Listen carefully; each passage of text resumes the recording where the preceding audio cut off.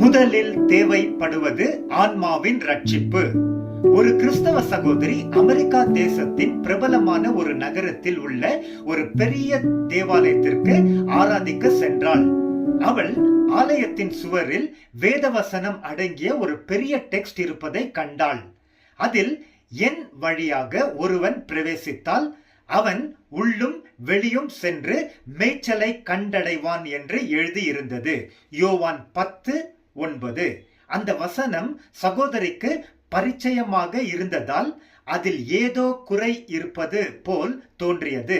அவள் வீடு திரும்பின உடனே பைபிளை எடுத்து ஆராயத் தொடங்கினாள். ரட்சிக்கப்படுவான் என்ற வார்த்தைகள் விடப்பட்டு இருந்தது. அந்த பெரிய சர்ச் சமூக சேவை செய்வதற்கு முக்கியம் கொடுத்து அந்த நோக்கத்துடனே செயல்பட்டு வந்தது. ரட்சிப்பின் அனுபவத்தை குறித்து பேசுவதற்கு அந்த சபையோர் இடத்தில் எதுவும் இருக்கவில்லை.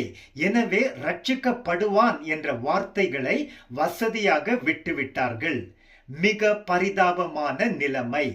பிரியமானவரே, கர்த்தருடைய தூதன் யோசேப்பை பார்த்து, மரியாள் ஒரு மகனை பெறுவாள், அவருக்கு இயேசு என்று பெயர் இடுவாயாக, ஏனென்றால் அவர் தமது மக்களின் பாவங்களை நீக்கி அவர்களை ரட்சிப்பார் என்று கூறினான். மத்தேயு 1:21. ஜோஷ்வா என்ற வார்த்தையின் கிரீக் வார்த்தை தான் ஜீசஸ்.